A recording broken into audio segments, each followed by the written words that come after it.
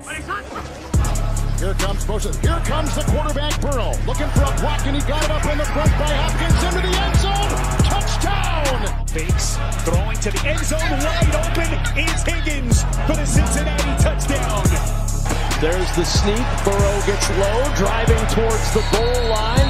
He's inside the one, and he's into the end zone for the touchdown. Welcome to New Stripe City, a YouTube channel for diehard Bengals fans. I'm your host, Ace Boogie. And I'm glad that you guys can relax now, right? Relax. A lot of people were panicking about the offense with Joe Burrow. You know, the offense looking rusty and things like that. And then at the practice this past Saturday, the offense was clicking. Joey B was on fire and things are back to normal. So you can relax about that. So while everybody was freaking out about that, I wasn't really worried about it as much because it is preseason.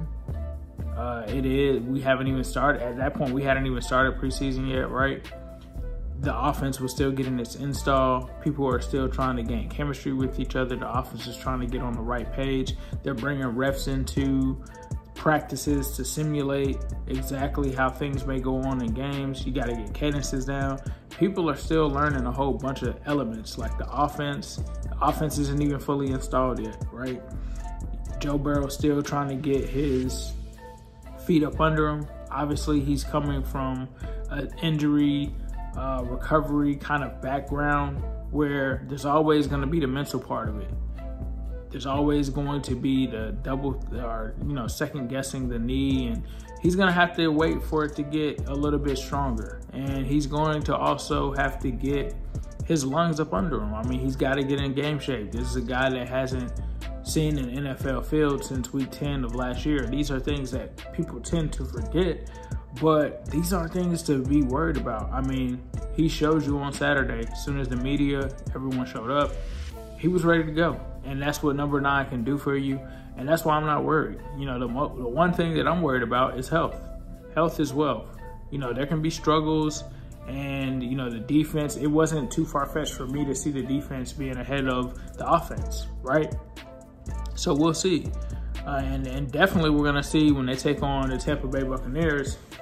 But we will not see Joe Burrow in that game. And I don't blame him for that.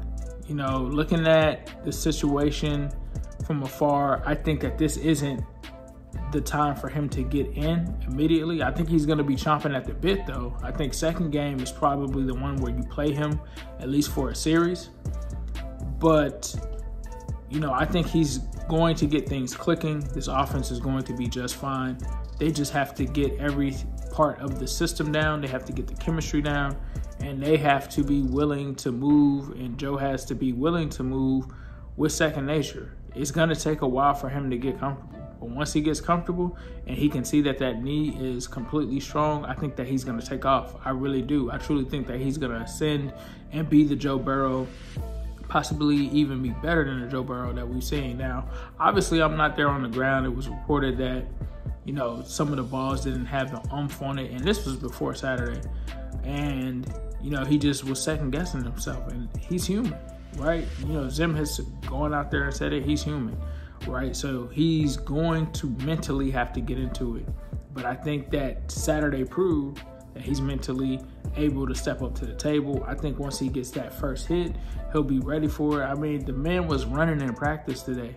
Took off for a scramble on a play that broke down. I mean, sorry, not today, but the other day, took off for a scramble. So I think that he'll be just fine. I think that the offense is finally starting to click. And I think that by the time they get to week 1, they'll be fine.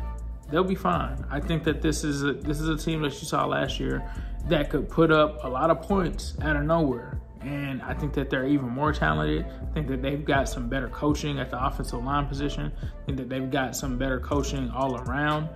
You know, these guys are a year with an added year of experience, right? So I think that this wasn't something to really freak out about, especially you're talking super early. I see my video on Michael Jordan. It's not the time to really freak out. Let's see what they do. Let's see how they perform before we, you know, nail them to Paul Brown Stadium and start throwing eggs and stuff like that, because I don't think that it's necessary at this point. I think Joey B in the offense would be just fine. I was on vacation last week when this was happening, so that's why you guys didn't hear from me. But I was glad to see that it rebounded on its own and that a lot of those fires got put out from the offense going out there and doing their thing, especially with Joey B after talking to the media and then going out and throwing dimes and picking apart that defense in that practice. So I think Joey B is going to be perfectly fine. I think we'll just have to be patient, allow the knee to get strong as time goes on, and allow him to be comfortable and give him the space to be able to come back into his own, because it's a recovery process. So a lot of it is mental, right? He's got to be able to trust that knee. He's got to be able to trust that line. He's got to be able to trust his instincts when it comes to putting the ball in certain pockets. And so one thing that we have to see, though, from Joe is the improvement on the deep ball. I mean, a lot of people have talked about it, myself included. We'll have to see. I think that he can do what it takes. I'm not really worried about the deep ball. So we'll see. You know, I don't think that the deep ball is ever just going to be his strength per se, but as long as he can give me an above average to average deep ball, I'm good with that. I think that we can work with that, right? So, I mean, he was going to give you 4,000 last year without a deep ball, and we know that. Like, a lot of people can sit here and say, oh, you Bengals fans are just, you're putting too much on Joey B. Joey B was special last year. We all saw it. We all know it.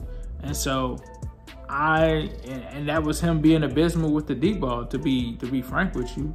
Like, he, you know, might have connected on maybe 20%, and I'm not saying that that's an exact number, but I'm pretty sure it was in that ballpark of that. And he still was having an amazing season. There were still games that he threw for 400 yards, still was on path to break a bunch of records and on pace to break a bunch of records. So if he gets that up and he gets an offensive line that can block for him, you guys already know what this guy is capable of. So you guys let me know in the comments what you thought about the offense struggles. Do you think it's going to struggle continuing going forward? Just for the record, I wasn't really worried about it because we're still early. Now, some of my takes will start to get more concrete as far as these things develop when we start moving into probably around week 2, week 3 of preseason. Obviously, that will be when it wraps up. But I think a lot of the smoke that we have right now will clear. I think the practices will get cleaner and crisp, and that this won't be a problem at all. So you guys let me know what you think in the comments. And as usual, I'll leave you with a who day, all day, every day, and especially on Sunday.